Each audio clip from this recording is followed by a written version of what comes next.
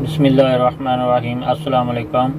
आज मैं आपको एक्सीवेटर ख़रीदने के बारे में बताऊंगा। इसको लेने के लिए आपको किन किन चीज़ों को देखना चाहिए और लेने से पहले क्या कुछ करना चाहिए, ये सब बताऊंगा। आप जब भी एक्सीवेटर ख़रीदने का इरादा करें तो आप पहले एक्सीवेटर कोई देखें। पहले कोई भी एक्सीवेटर देखने से पहले उसकी डिमांड पूछें। डिमांड पूछने के बाद आप एक्सीवेटर देखने के लिए जाएं।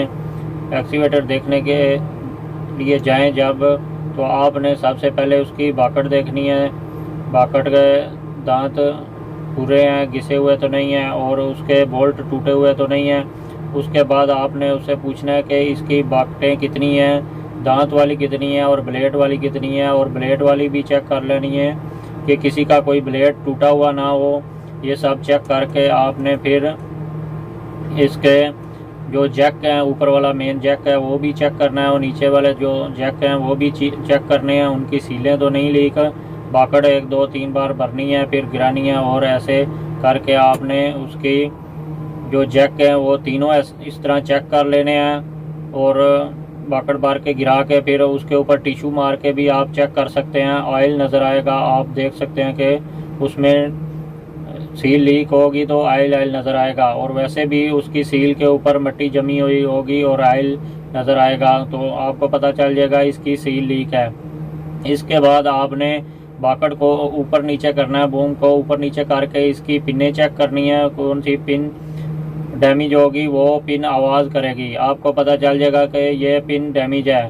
ये डैमेज पिनें चेक करके इसके बाद आपने इसके पाइप, हाइड्रोलिक पाइप हैं जो वो चेक करने हैं, पुराने हैं नए हैं, कैसे हैं, सही काम कर रहे हैं या नहीं कर रहे, ये चेक करके इसके बाद आपने एक्सीवेटर के कैबिन में जाना है। कैबिन में जाके आपने चेक करना है ग्लास कोई टूटा हुआ तो नहीं, कोई डैमेज तो नहीं, सब चेक करके इसके बाद आपने एक स्टिक होती है उसमें सेंसर, वो चेक करनी है 2 3 बार नीचे ऊपर करके। वो स्टिक ऊपर नीचे करेंगे तो आपको पता चल जाएगा। इसके बाद आपने इसमें प्ले चेक करनी है, लीवरों में कितनी प्ले है। लीवर में ऊपर नीचे करेंगे, बाकट ऊपर नीचे करेंगे, कोई मिट्टी भरेंगे या कुछ भी भरेंगे उसमें मटेरियल, तो आपको पता चल जाएगा इसमें कितनी प्ले है। वो प्ले भी चेक कर लें, दोनों लीवरों में चेक करें उसकी प्ले। उसके बाद आपने इसकी लाइटें चेक कर लेनी है, मीटर चेक कर लेना है। इसके बाद आपने अगर तो टायरों वाली एक्सीवेटर है तो इसके आपने टायर चेक करने हैं नीचे जाके, तो टायर घिसे हुए कितने हैं और पंचर कितने हैं, छोटे पंचर कितने हैं, बड़े पंचर कितने हैं। छोटे पंचर जो कील से होंगे वो छोटे पंचर होते हैं, और जो बड़े पंचर हैं वो स्टील लगा हुआ होगा, सरिया या फिर कोई लोहा लगा होगा, जिससे आपको पता चल जाएगा कि ये बड़ा पंचर है। छोटे पंचर में छोटा सा एक पंचर ट्यूबलेस से लगाया जाता है, वो आपको दिखेगा, और जो बड़ा पंचर होगा वो ट्यूब काट के उसको सोल्यूशन लगा के उससे बड़ा पंचर लगाया गया होगा, उसका भी आपको पता चल जाएगा। जो बड़े पंचर हैं वो ज़्यादातर बाद में तंग करते हैं, आपने पहले चेक कर लेना है ज़्यादा पंचर ना हो।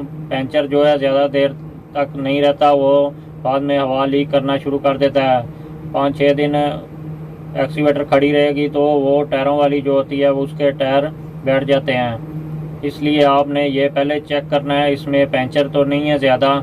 और इसके आगे जो बाकट होती है एक्सीवेटर के, छोटी सी मिट्टी को आगे पीछे करना है, वो भी चेक कर लेनी है, बाकट टूटी हुई तो नहीं है या उतारी हुई तो नहीं है, वो बाकट भी चेक करनी है। और आगे जो बाकटें हैं वो भी पूछना है कितनी बाकटें हैं, दांतों वाली और ब्लेड वाली, सब पूछ के आपने ये डिमांड में डिवर्ट करनी है।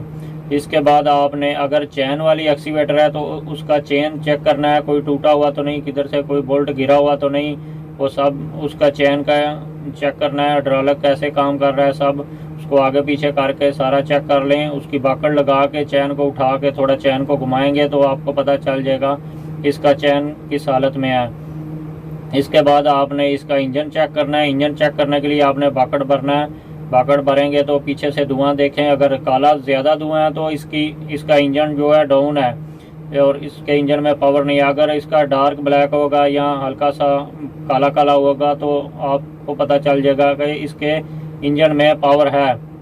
इसके बाद आपने इसका हाइड्रोलिक पंप चेक करना है, और ये चेक करने के बाद आपने नीचे जाके इसका लीकिंग चेक करनी है, इसकी कौन कौन सी लीकिंग है।